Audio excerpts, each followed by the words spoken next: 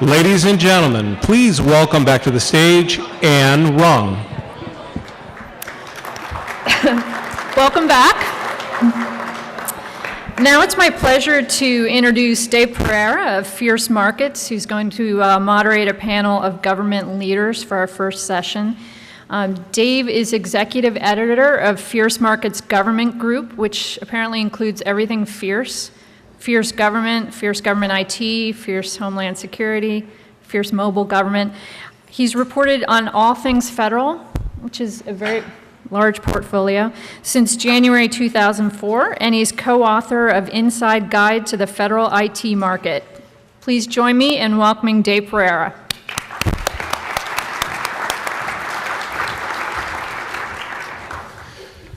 Good morning. I just want to let everyone know that the hotel management has heard you, and they're going to turn up the air conditioning because it's too hot. We have a great panel. I very much want to thank Dave Johnson of Appian for putting this together, and the organizers.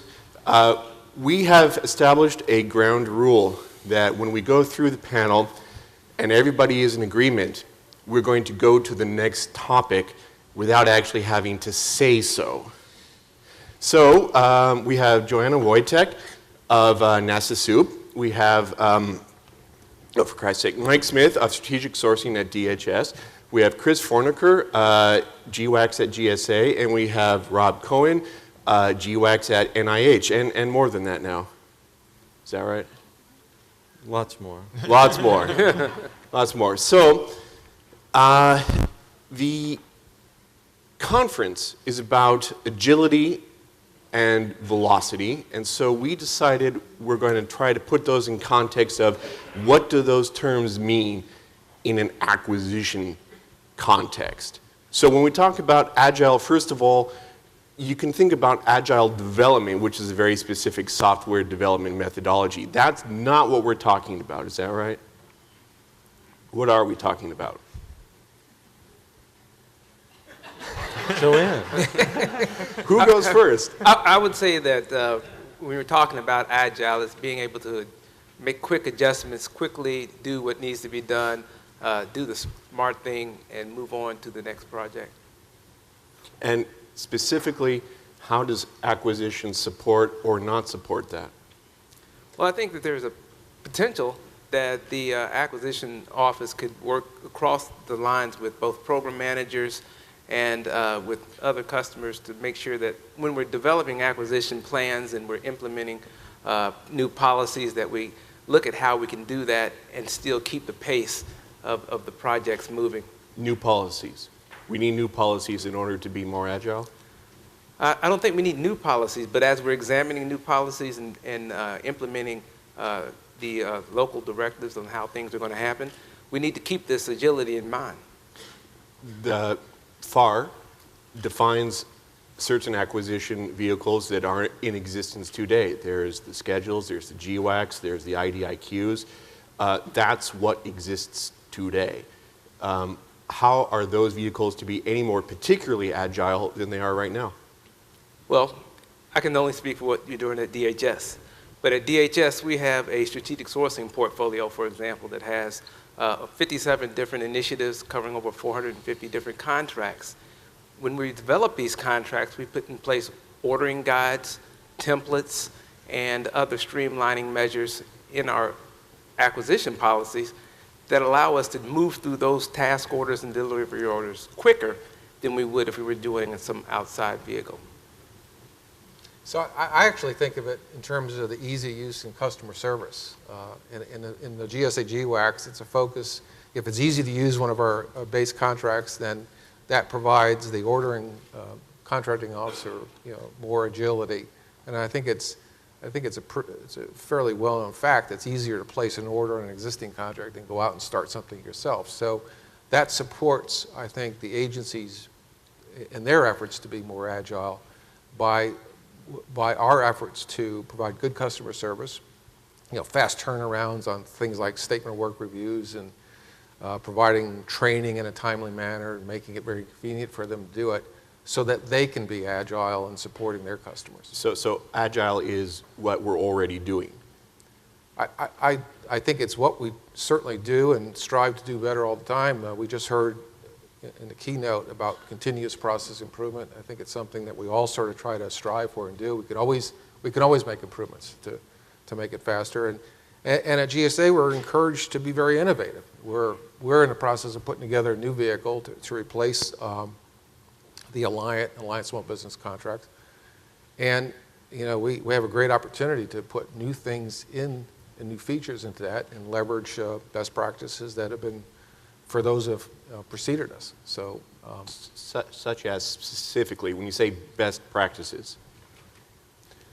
Not to put you on the so spot. for us, one of the things, we've spent an awful lot of time in the GWAC program talking to the OASIS program. I've spent a lot of time with Jim Galoni and picking his brain and trying to understand how he did it and what we can learn from him. There was a great deal of interaction with industry. They had a blog. They had literally years of interaction and trying to do the requirements and be as transparent as possible so that they could incorporate all the comments. And so in our case, we're trying to leverage that and learn from it and maybe even improve upon that going forward. So an interesting change to your question is in the past couple of years, in particular, I've actually asked us to slow down and take a break from trying to be too fast, and because sometimes you get so fast you lose quality. So we used to be always about speed, and my new motto is speed but with quality. So you have to be careful about being too agile and worrying about getting too fast and losing track of what you want to get done. So agile isn't the same as velocity, which Right. is another theme of the conference. Right. Rob, you have anything to? Yeah, well, I think, as you said, there are GWACs, there are schedules, there are IDIQs, and, one of the biggest things that we do, I think, as a group is try to educate the acquisition workforce about what the flexibilities are and how these contracts can be used to find agile ways of doing things. I think that the fact of the matter is that when the GWACs were established many years ago, it was envisioned that a great or a majority of IT purchasing would be done through GWACs. That is, in fact, not the case. When we're seeing about 10, 15% of IT purchasing going through GWACs, that's not success. I think that what we're looking for is to try to educate the acquisition workforce so that they know that the GWACs are out there, that they're available to them, and the flexibilities built into them so that they can be more agile in how they go about acquiring IT. Why is that particularly not success? Is there something inherently better to bind through a GWAC as opposed through, say, an RFP or the GSA schedule? Well, I think inherent in GWACs is economies of scale, flexibility. The pricing has been competed at a ceiling level at the master GWAC level. You drive down pricing at the task and delivery order level. The infrastructures that have been put into place around the GWAC programs to provide guidance and support to the customers to be able to very quickly place orders against those GWACs. Having a set of industry partners who have been vetted to be able to show how they can meet the needs that the government has over the 5 or 10 years that the contracts are set up. I think that all of our programs work very closely with industry to try to make the programs better, to try to make it so that the customers get what they want and they get it quickly. Velocity seems to be the core for what people really are talking about when they're talking about agility, with the exception of Joanne. Please explain, how is agile actually different from velocity? Or is there really no difference? Is that what we're talking about, really, being quick? So FAR Part 39 talks about modular contracting and being more agile in contracting, putting out quick wins on IT acquisition, where you can go out and do smaller increments. Don't try to to take on smaller bits at a time. And GWACs allow you to be able to do that very quickly, to issue task orders that follow on from one another. Instead of trying to put together a large contract, trying to meet a huge IT problem, try to break that up into pieces. And GWACs do allow you to break it up into pieces and to be able to, without having this long acquisition cycle, in order to, every single time you want to issue an order, that you don't have that long cycle to go through, that you can do, smaller incremental contracting that way. You talk about breaking it up. Are you talking about at the level of task and delivery orders? Yes. Individual task and delivery orders for a specific IT module to be implemented in a system. Right, or setting it up with the flexibility of having a base with options, that you can exercise if things are going well, to build on the successes, or to dump it if you need to dump it. And to use those flexibilities that are built into these types of contracts to do that. So agility means executing a task or delivery order against a GWAC that has base options within it for extending the contract. That could be part of it. Well, when he's talking, I think, about base and options, he's not talking about periods of time. He's talking perhaps about being able to execute the next phase of the project, Absolutely. the next phase of the project.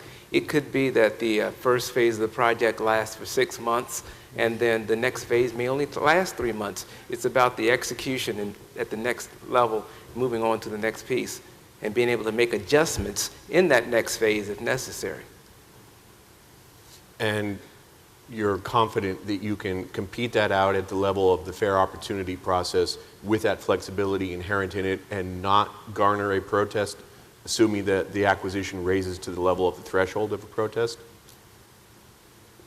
Protests are really just part of the cost of doing business, right? So what you try to do is mitigate the protest risk. And so when you're developing these types of acquisitions, these modular type of acquisitions, you do have to think about what those phases are and provide as much detail as you can about what's going to happen at each phase, but then allow some degree of flexibility in that description. So we haven't had any protests yet, and part of the reason, not that everybody's always been happy with decisions made, but part of the reason is, and this is part, I think, what GWACs can get to, is we have a known set of companies who know the program, who know how we operate, who know that we will work with them and with government to resolve issues. So there's a conversation that's ongoing for any issues. So it doesn't usually have to get to that stage of I'm going to protest. You can usually discuss and figure out better ways to deal with it. I think that's part of the agility of a GWAC, because you're dealing with that known set of contracts. So then let's come to the third pillar of the conference, and that is service excellence. So service excellence has also been an embedded assumption of a lot of what people said in describing what agility is, that we can respond very quickly to mission needs, and we can turn around with a contract or a task order out of that. But that brings up the problems of workforce capability to do that. Where are we? Well, I can speak on behalf of what we're doing at DHS. We have actually one of our priorities in our strategic plan is quality people. And along those lines, we have the acquisition, Homeland Security Acquisition Institute that developed a lot of the training modules and to address a lot of the issues and concerns that have been raised here at Homeland Security. One of the unique things that I've seen them do is that we had working with industry partners, we developed a module where we would do mock debriefings. And I think there was a lot of information that came out of that mock debriefing, and probably a few of the people in this room actually participated in that exercise on the industry side. And that helped both the contracting community as well as industry understand the different perspectives. With 1,400 acquisition professionals and 93,000 actions a year, we're not going to be able to run everybody through that particular training program, but it's those type of real-world practical application things that we are doing to try to help the workforce to be able to adapt to the changing environment. So then, one of the things that also was a embedded assumption in what you've been talking about in terms of agility, service excellence, velocity, was the ability to engage with the mission folks on a strategic level. Strategic level is one of those things that is often said. I'm going to ask you to please define it. I think it can be defined in many ways, which is your point. I mean, you can talk about it from the government, federal government being strategic. It's very difficult because it's rather large. But you can also have a strategic level at a simple office. I mean, strategic can be at any level. And sometimes it's better to be at that local level than to try to do it at too high of a level where you have too much generality. Does strategic mean long-term? Strategic, I think, means looking at the full the fullness of what you're doing and just determining what makes sense rather than looking at an individual action that you're doing. So are you doing an individual purchase? Or are you doing if it's strategic sourcing of desktops, then you're talking about, are you strategically looking at a desktop one at a time, or are you looking at, in general, what do you need for desktop support? So it's generalizing to the level of what your strategy is at. So is it at the local level or the federal level or the agency level? So an example, I think, is in our OASIS program.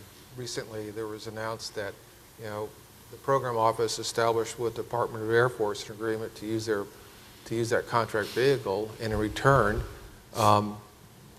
gave them the most favorable fee structure that's available in the OASIS program. So there's this strategic relationship now between the Department of Air Force and the OASIS program that resulted in extremely favorable rates that they're going to get going forward as long as they continue using that vehicle. To me, that's an example of a strategic relationship, at least from a IDIQ standpoint, or a MAC, I guess in that case. But I think that's the type of thing that you would talk about strategically, as opposed to typically what we're doing is just each order by order, an agency using our vehicles, and it's more almost a transactional, very operational kind of activity at that level, and that's probably the most common. But I think ideally it should be both. Our management should be dealing with their counterparts in the agencies, and if we could do other agreements like we did with the Air Force, I think it's beneficial to both parties. So strategic. Oh, sorry. Now, let me just give you an example of what we talk. Of course, strategic is part of the name of my organization, Strategic Sourcing, but clearly when we talk about strategic, when we're looking at it in DHS, I'll give you an example. We had an issue with tactical communications, radios that we were using across the components, multiple components making multiple buys. We had a few vehicles that were in place, not really optimizing our spend, not necessarily grabbing all the different pieces of services, equipment, and other things that we need to manage a tactical communications environment. So we put together a working group that had subject matter experts, acquisition professionals, legal, different players that come together and look across the entire environment and say, we need these types of things. We need infrastructure, we need devices, we need services, we need all those things to support a kind of a tactical communications environment.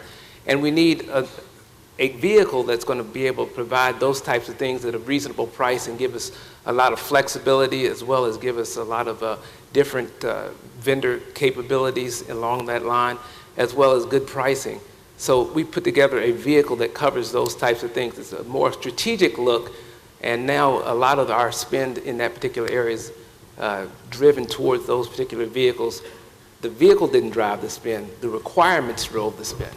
So strategic is aggregation of requirements is what it sounds like. No. Strategic is looking across the environment, taking into account who buys, what they need to buy, what we need to use from an operational standpoint. The mission drives the contract. The contract should not drive the mission. Rob, you have. So, I think that everybody said what strategic is, but strategic is trying to solve a problem together and coming up with a strategy to solve and find solutions to problems. And that may take interaction with industry, it may take interaction with CIO offices or in acquisition offices, but I think strategic is done at many different levels, and I think that I spend an awful lot of time going out and talking with acquisition executives and CIOs to talk about their problems and how we might be able to help solve them.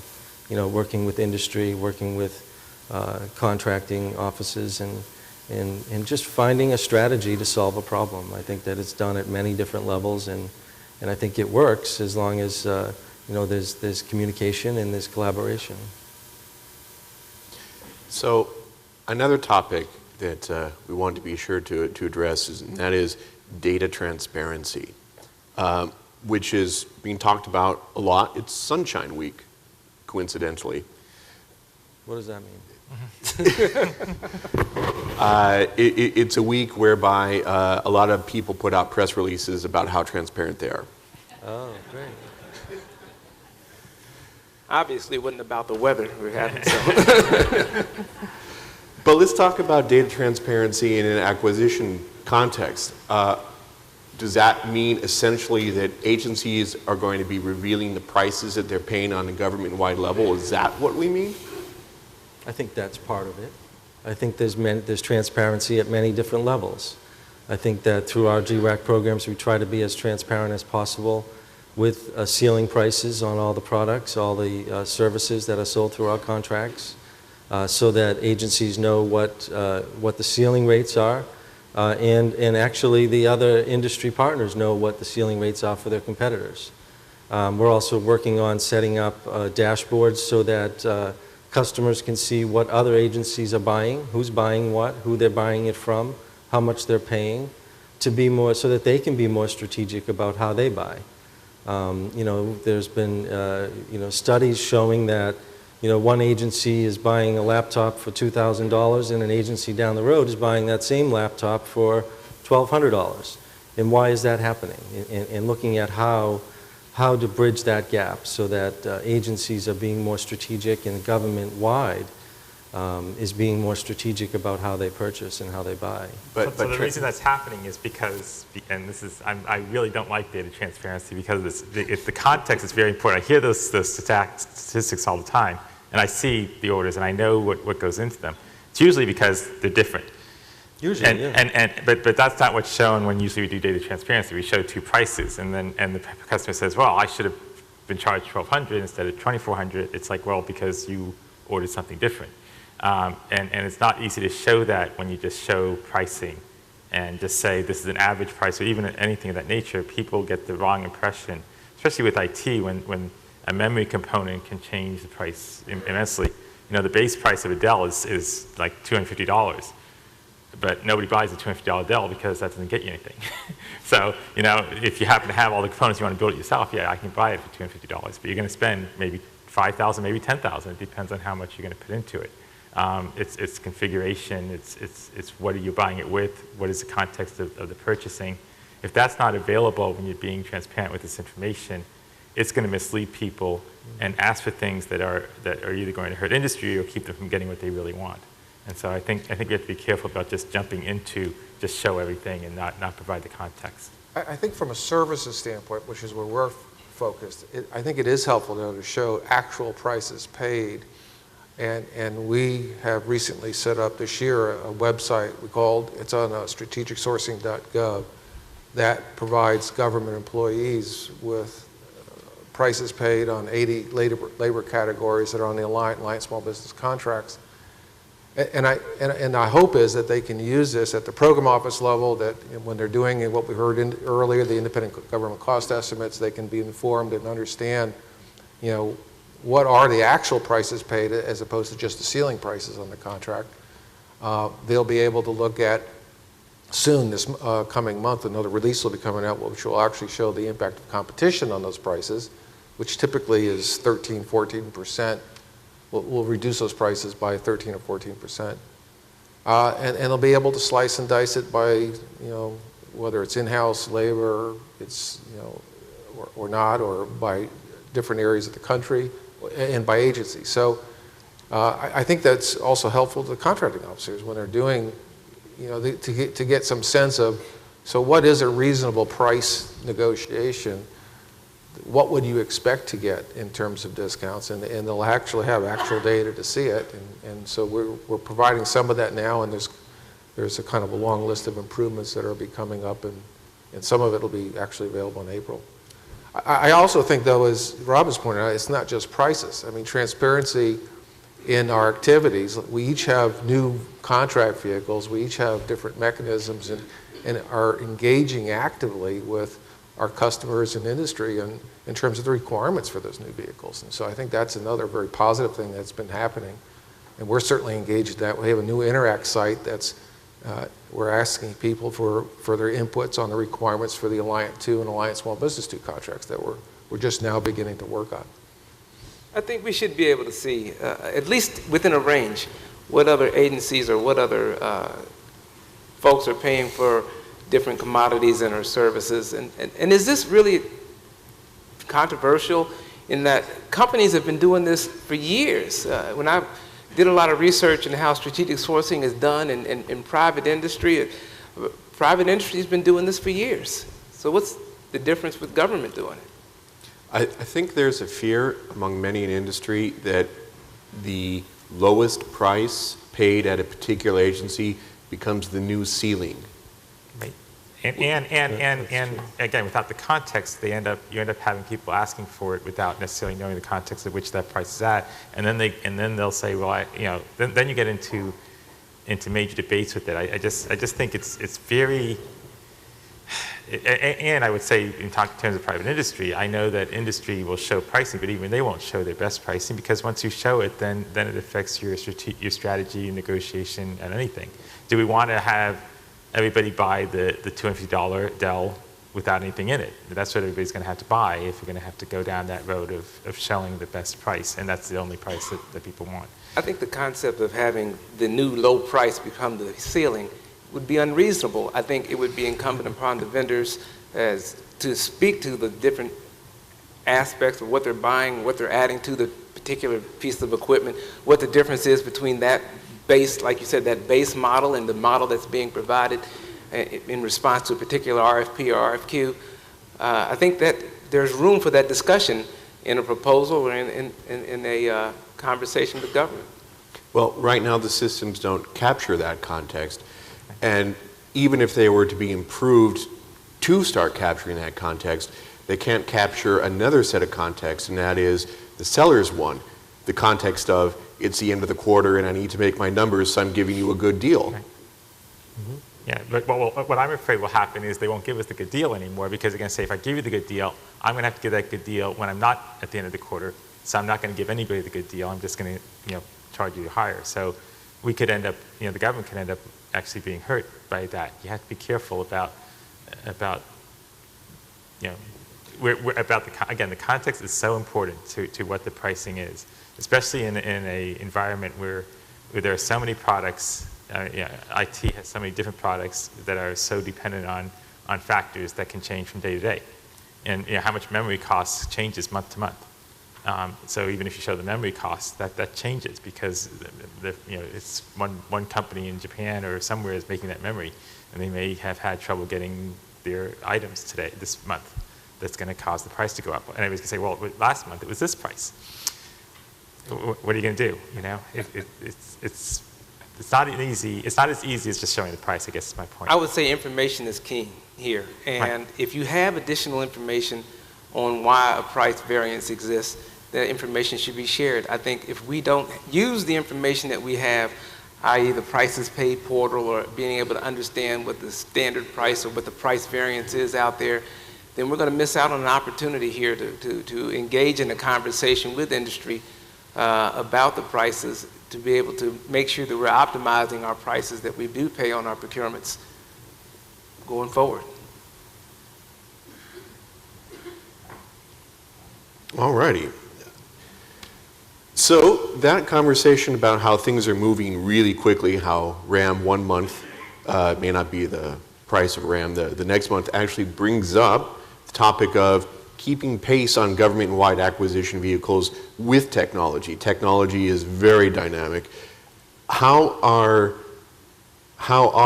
government-wide contracts able to keep pace with that? If you talk to some people, they might say, not very well so far, at least in some contexts. Well, we are at pace with wherever industry is at this time. I mean, we are constantly, we're a dynamic catalog that's based on where industry and the government is at any given moment. How are you able to expedite the need in order to do a assessment of fair pricing on a new offering? So, well, we have to set the catalog price. We have a tiered structure of pricing. It starts with the commercial price, list price, a discount off of that price that's set into the contracts, a comparison against the other contracts and what other people are paying, and then an assessment of what's actually being purchased on its own. So a lot of it's automated because we're able to do a lot of checking against things through our own systems. We get a report that we can quickly scan through and determine if there's an issue, something that is, out of sync with the regular pricing that's out there, and we tag that and don't let it go on.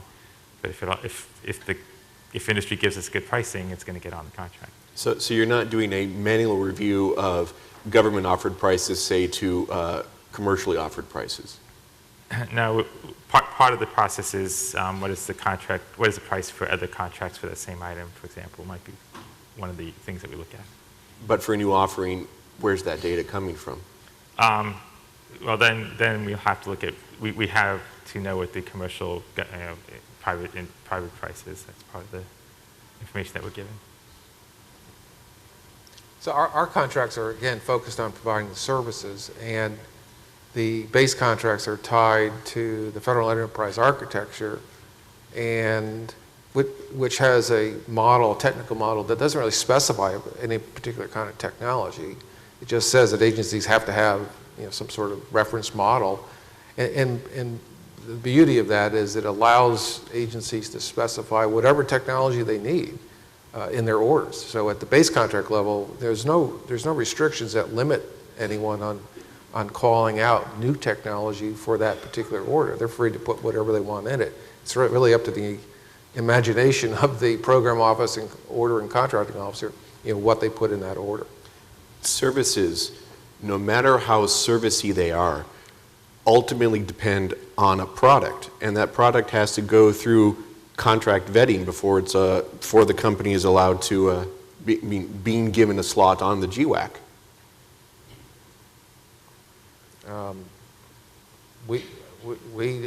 There is no real vetting of the hardware. There is no process like that goes on. It's based on really, you can deliver hardware as part of a service contract, and it is frequently done, which is one of the beauties of using a GWAC. But there isn't this vetting process that you described. The whole concept of using infrastructure as a service and software as a service and that type of thing does allow for a lot more flexibility in how we deploy new solutions and that type of thing as well. Does it come down to what the SLA is? Well, in a service contract, that's basically what you're, in a performance-based contract, basically that's what you're doing. It's all based on performance standards. It's not a particular hardware solution. We're not selling products. I mean, so it might be a little different in Joanne's world, but I don't think so in the service world. Rob, you want to add something about SLAs and how to best leverage them? Well, I think that the best way to leverage and to develop an SLA is to work with industry. They've been doing this for years, and I think that the collaboration with industry and how the government's been able to develop SLAs for cloud and for managed services and to try to develop that over the past few years has been a collaborative effort. And I think that agencies now have moved towards a way to be able to buy those types of things where years ago they didn't know how to buy them. How do you parse, though, the need in order to be specific in the SLA in order to get the kind of service that you need without locking in what the underlying software or hardware is? I think that is working with industry through the RFI process and through conversations with industry to find out what the best solution and how to go about setting up that SLA is. I don't think the government has all the answers. But isn't it all solution-driven? I mean, it's primarily solution-driven. You could connect two pieces of equipment, and I'm not a technical person at all, but if you can connect two pieces of equipment, one way it's going to give you one answer. You connect it another way, it's going to give you a totally different answer. All we're looking for is the outcome. But that outcome has to be defined in some way. I mean, the argument against performance-based contracting has been that the results have been below expectation. You ask for a telecom infrastructure and you get Radio Shack telephones. I think that the solution has to be communicated by industry. I think the problem has to be communicated by the government. In working with industry, you come up with the solution. I think that industry has a lot of answers in these areas.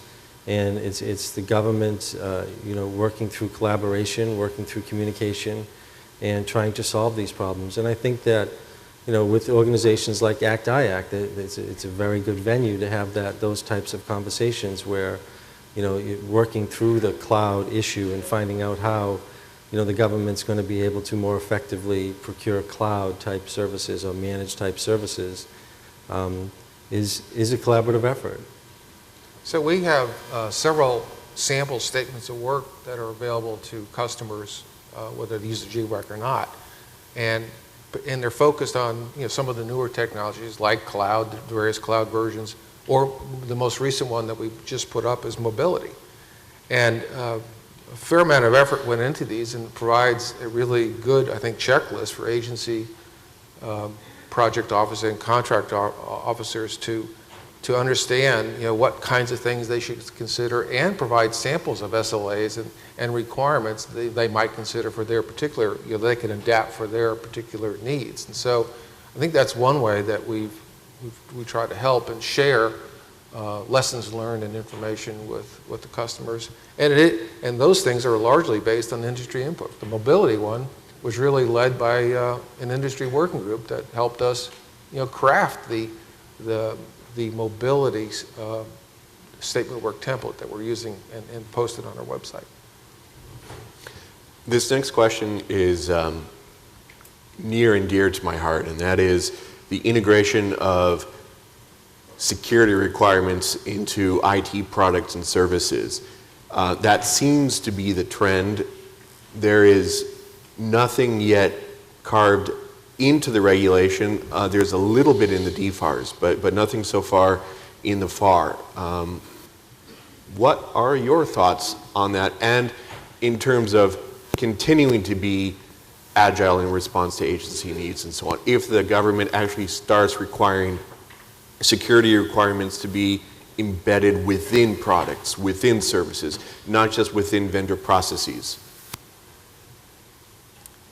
That's from, I think I speak for the other GWACs on this. I don't know, DHS might, because of your different setup, but we're decentralized, and we leave that to the issuing agencies to determine what is their requirements. We don't tell them what security to put in.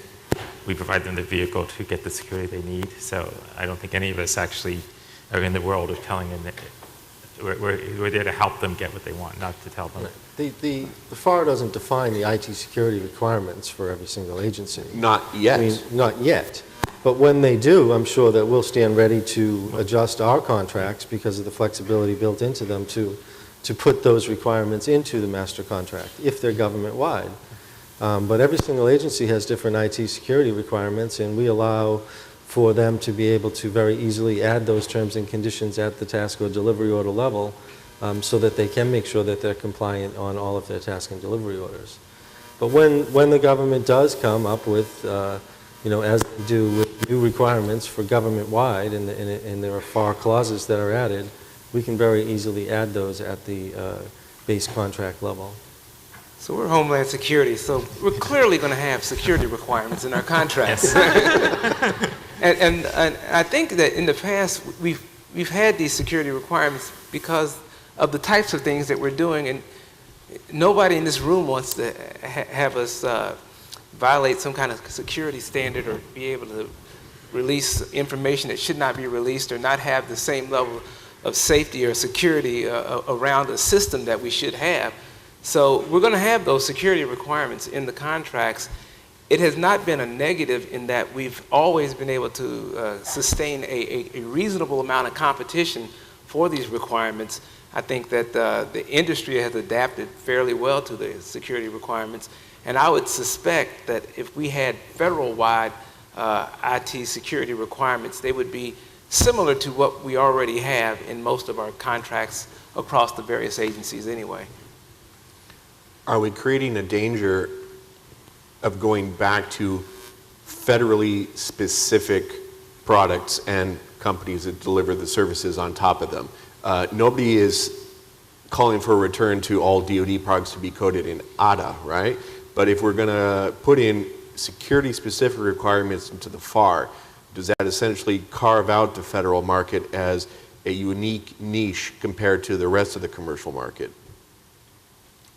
At a federal level, I just can't see how you could get too specific in security requirements. I mean, things change, they evolve. As the threat evolves, we need to evolve our requirements. So I just don't see a onerous task at the federal level. And I think it's incumbent on industry to watch out what's happening there and to work with Congress on that. That's not something I don't think that, certainly we're not in a position to deal with that. But you know, the industry and those agencies in particular, like DHS and DoD, who have a high amount of security knowledge, might better determine that. But you're right, to have a single federal one that is very specific, if anything, is going to be difficult because there is so much that changes and so much that's dependent on the situation. And even on the agency and what is the agency trying to get accomplished.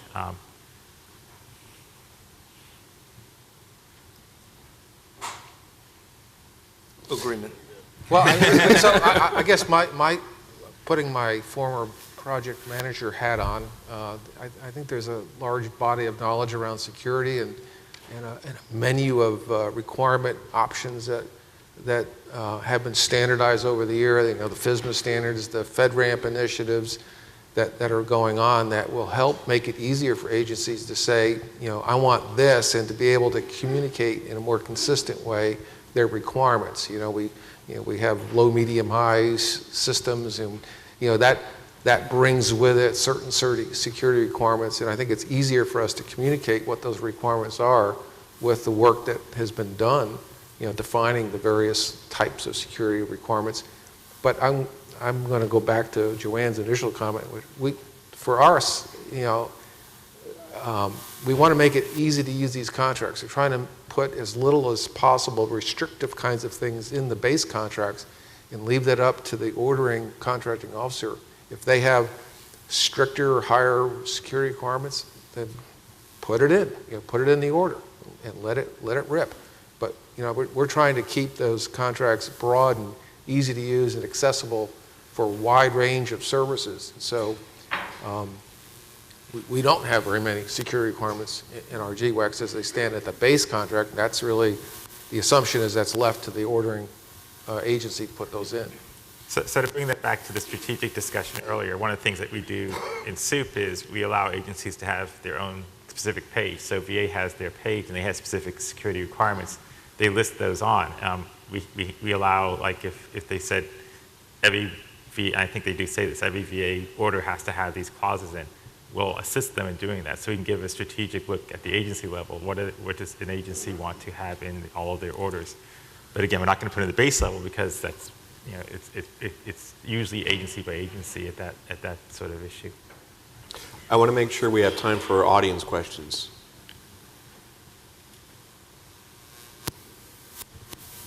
We have one right here. I can't see.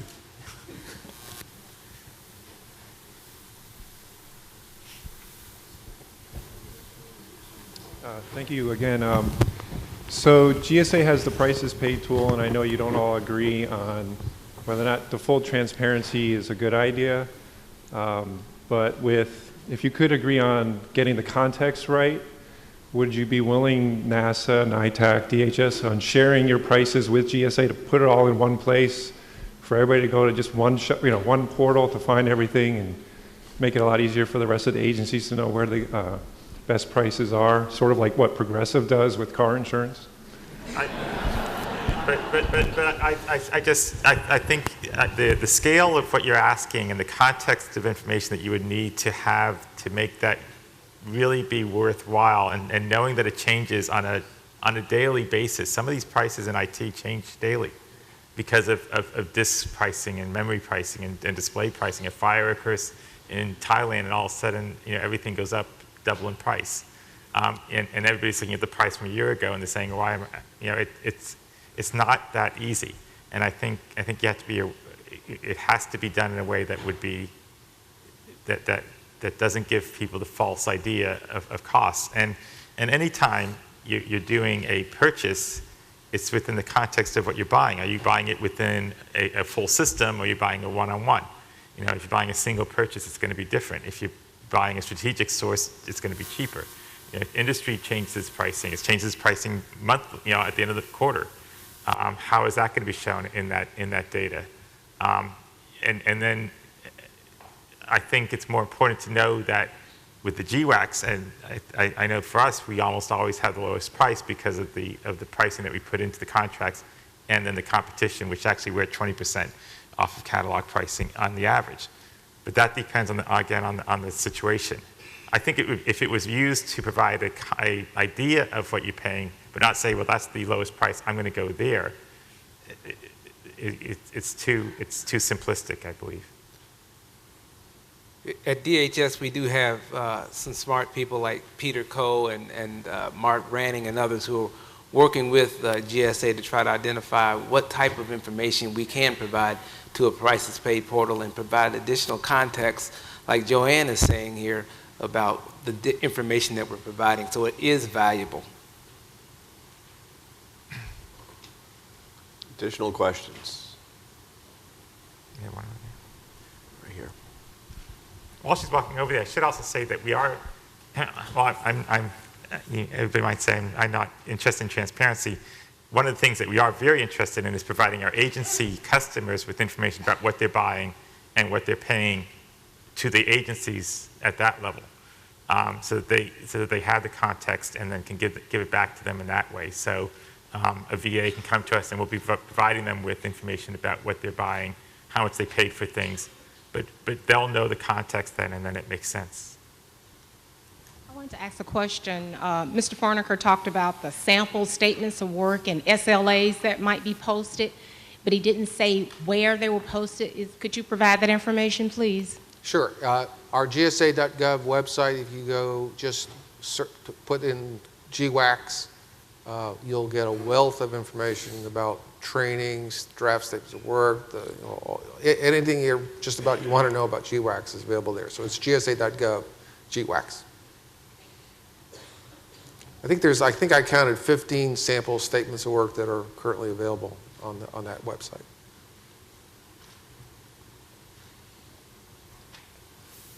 Within DHS, we have them on our internal DHS strategic sourcing website. For each of our 57 different strategic sourcing initiatives, you can click on the initiatives, then click on sample templates and ordering guides and that kind of thing. But it's internal to the agency.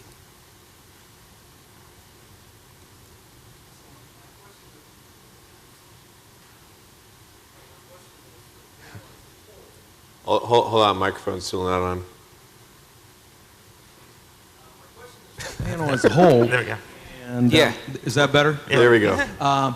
With the recent policy initiatives on cybersecurity, obviously different agencies, doing different classifications of work, have different requirements. Do you see some federal-wide standardization from an acquisition perspective? If you can comment on that. Thank you. I don't think that that's something that, it's really not in our area. Like I said earlier, what we will do is, as that it's developed by the people who are experts in security, we'll put that into our contracts or give it to our delivery order level or put it at the agencies to do it at their level. So we'll assist people in doing that, but we don't really drive that level of discussion. So I mentioned earlier that we are developing, we're in the early stages developing the follow-on GWACs to Alliance World Business, and we are actually, it's timely, in the next week or two, we're assembling a small team to look at security and how it could be incorporated into those follow-on contracts. So while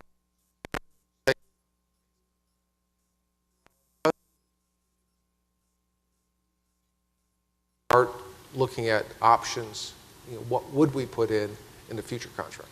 And if you add supply chain to that, the discussion about security, in SOUP 5 we have several things going on in terms of supply chain risk management and helping our customers do better in terms of that issue and knowing how to deal with supply chain issues. So that's the sort of situation where we see something going on, we'll put it into the contract to provide more information for our customers to then make a correct decision in security or supply chain risk. Working with GSA, FedSim, and DHS has developed a continuous diagnostic and mitigation contract that's available to the entire federal government that would help to implement some of the cyber requirements across government. Hi there. I just wanted to encourage those of you interested in hearing more about cybersecurity and acquisition to go to session 2, track 2, and it is on cybersecurity. Yeah. And I think you can get a deeper dive into the recommendations that will be coming down the road, and there is a recently released report that has recommendations on how acquisition will change to combat cybersecurity. So I'd encourage you to go to that session if you'd like to hear more. Wait, what session was that? Be a cybersecurity superhero in the acquisition process. Session 2, track 2. So, thank you. Additional questions and/or plugs for sessions?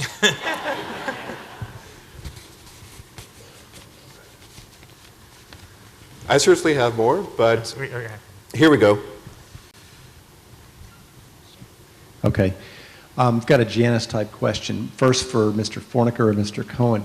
What needs to be done before the federal government can finally start to extract more of the full value of the GWACs beyond that 15%? And for Mr. Smith, the other part of the question, why do other agencies, despite the flexibility of the GWACs, and despite the costs involved with operating your own IT services agencies, and I know DHS isn't the only one, why do they not more fully exploit the GWACs? I think that we're doing a lot of the things that can be done to try to educate the acquisition workforce about the availability of GWACs, but I think that changing the way that people buy things is challenging. If typically agencies are letting out single contracts for all the things that they buy, and they've been doing that for 20, 50 years, then it's hard to change buying habits. So what we try to do is to go out and do trainings with contracting staff to get them to understand the value in the GWACs and also to demonstrate how easy it is for them to use them. That's one step. The other step is to work with acquisition executives throughout the government and influence decision makers to push that down throughout their organizations, and we try to do that. And always when you're trying to change people's habits, it's a challenging experience. I think that we're making some headway there. I think that all of us working together are able to convince contracting officers to really take a look at this and to convince program officers that this is a viable way of being able to meet their solutions. So there are many ways of doing it, and part of it is working with organizations like ACT-IAC to get the word out, working with a lot of other different types of partnering with industry to get the word out, and just working together, I think, collaboratively as a group here. It helps get the word out. I'm going to exercise moderator's privilege and point out that GWACs have been in existence since Klinger-Cohen. 1996, that's... Actually, 92. Oh, 92, I'm wrong. We were the pilot It predates. Yeah, we predate it. Yeah, we were the pilot prior to Klinger-Cohen. So why is it that the answer can be they're not well known enough when we're talking about a contracting vehicle that dates back to the Clinton administration? So I think, well, speaking for myself, we actually sort of kept under the radar in some ways, and our purpose, actually the reason we started the whole GWAC under GSA actually asked us to do the original pilot, was to help smaller agencies get IT done quicker. That was really the main purpose.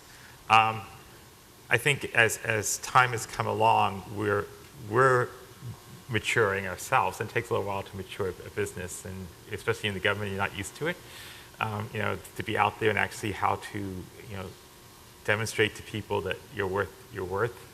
And I'm seeing that that's happening more with our contracts, and with SOUP 5, a lot of what we're putting into that is to make us that more mature model that agencies can actually, we won't just say we can do this, we're actually going to demonstrate to them things we can do. We're going to demonstrate, again, even though I might argue about the pricing transparency, we will be able to show agencies what they're buying. We're going to be able to track, we have VA asking us to track for them their energy initiatives and how they're doing with that. We're going to be able to provide them with more information. And again, we've always said we could do that. We're actually going to start doing that. I think that's going to make a bigger effect on other agencies to say, oh, I don't want to use you because I'm not sure if you can give me that information. I'm not sure if you can control what we're purchasing. We can do that for them, and we're actually going to start showing that. So I see us having hopefully a better impact on people now that we've gotten to that point. So I think that the biggest challenge is convincing contracting offices and agencies that they're not going to lose control of their procurement. Right. And that is what the questions we hear all the time when I go out and we talk to agencies is that, well, why would I use an NIH contract?